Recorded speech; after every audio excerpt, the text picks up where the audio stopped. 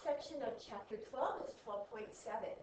And 12.7 talks about all the different ways that we can translate, reflect, and dilate a parabola. So let's just take a look at all the parts of vertex form.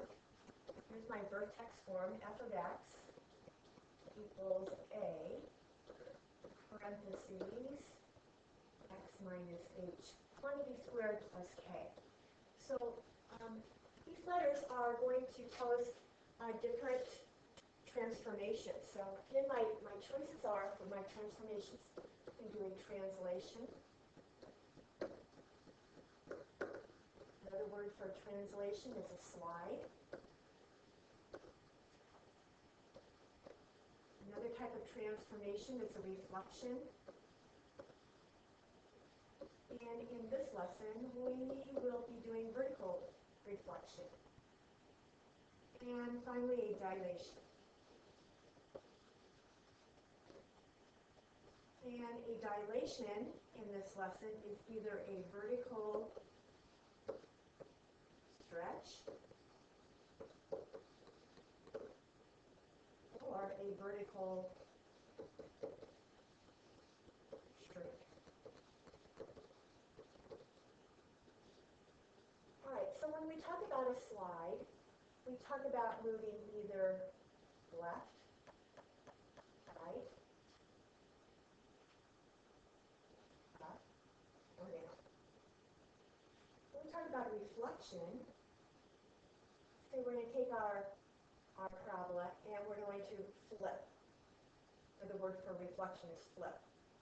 So vertical reflection, my parabola will open down. And when we talk about dilation, a vertical stretch represents a parabola that looks a little bit more narrow. And when we talk about a vertical shrink, we look at a parabola that has a more wide opening. So my A value obviously tells me from previous lessons whether my parabola is going to open up or down. But it also tells me about my dilation factor.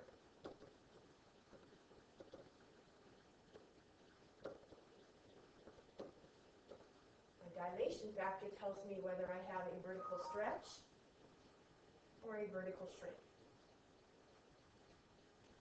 And just to remind ourselves, a dilation factor where my A value is greater than 1, that's going to represent a vertical stretch.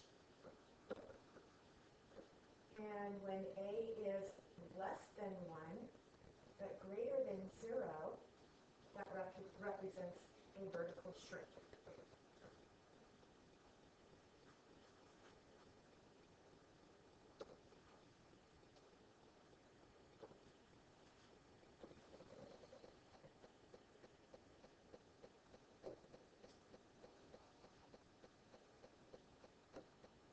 My value for H is going to tell me whether I translate left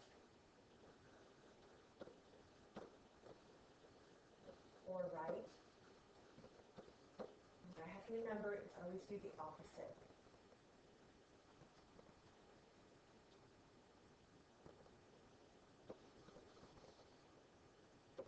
My K value tells me whether I translate up or down.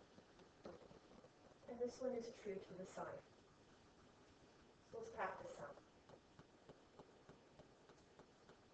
In number 2, I notice that my K value is positive 2, which tells me that this is going to translate up 2.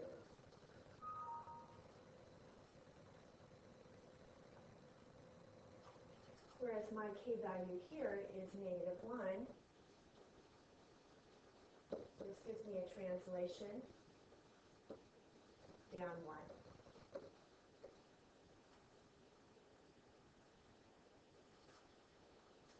Number 6, I have a change in my left-right, and I always see the opposite. So the opposite of negative 8, I'm thinking positive 8 means to the right. So I have a translation right? 8 units.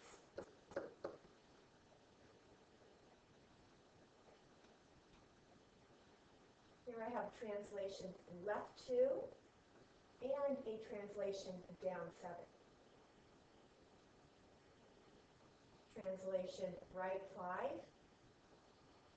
down 6.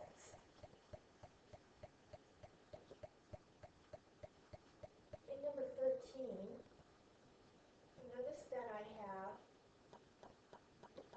a dilation factor of 2/3, which means that this is going to give me a parabola with vertical shrink. And I also noticed that it translates up 4. And in number 14, tells me that I have a reflection. And because we're reflecting this up and down, we're going to call this a vertical reflection.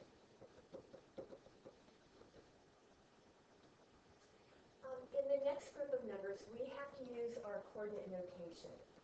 So we remind ourselves coordinate notation shows that x, y maps to, and then we have to show how the changes are made in the function, for example, in number 16, how the changes are made in the function n of x from the original function g of x. So my function g of x is x squared, and it appears that my a value, which represents my dilation factor, is going to offer a shrink. Now, when I do that, let's take a look at this on Desmos so we can talk about what is changing.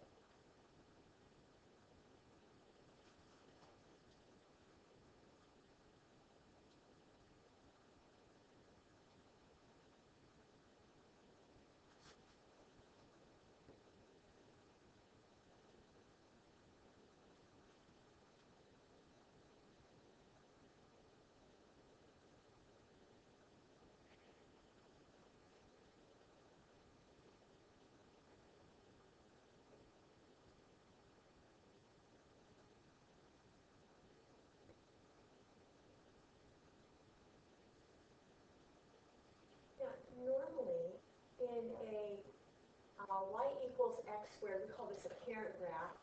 Typically, in a parent graph, you'll notice that when we move right 1, we go up 1. Right 2 goes up 1, 2, 3, 4. And right 3 goes up to 9. But you'll notice in my function 1/2 x squared, instead of going right 1, I'm only going up 1/2. Instead of right 2 and up 4, I'm only going up 1/2 of 4. That's 2.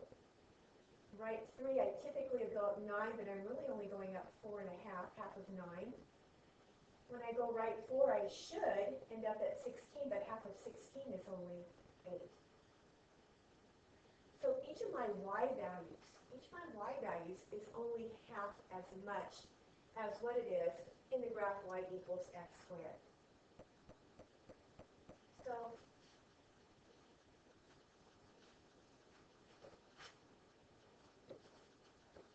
x comma y has a new mapping. My x values didn't change, but every one of my y values became half the original value in my function g of x equals x squared.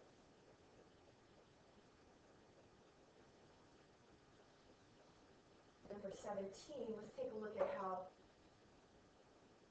the function n of x changes from g of x.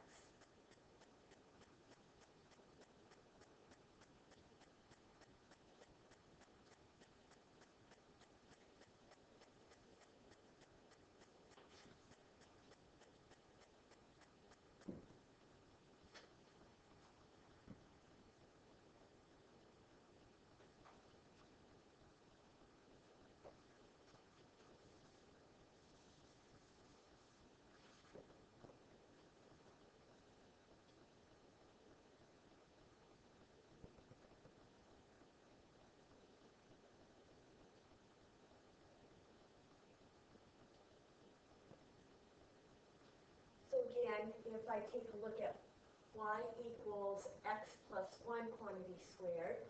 I notice that this the purple function goes right 1 and up 1, right 2 and up 1, 2, 3, 4, right 3 and up 9, and right 4 and up 16.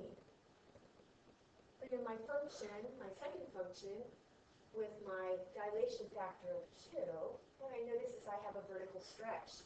So instead of going right 1 and up 1, I'm going to go right 1 and up twice as much to 2. Typically, when I go right 2 and up 4, I'm going to stretch that twice as much. Twice as much as 4 is up here to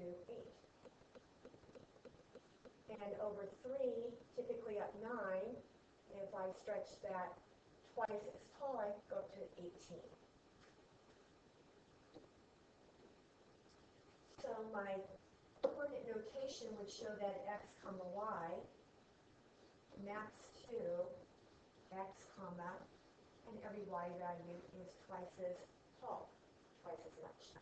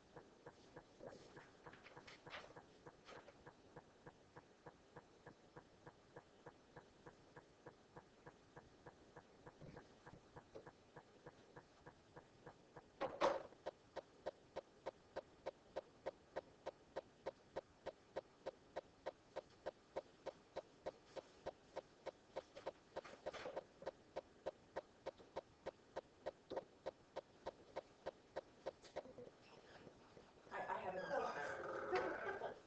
Y'all done? Perfect. Just set that on my desk, and I'm going to keep talking. I'm running low on time here, I notice.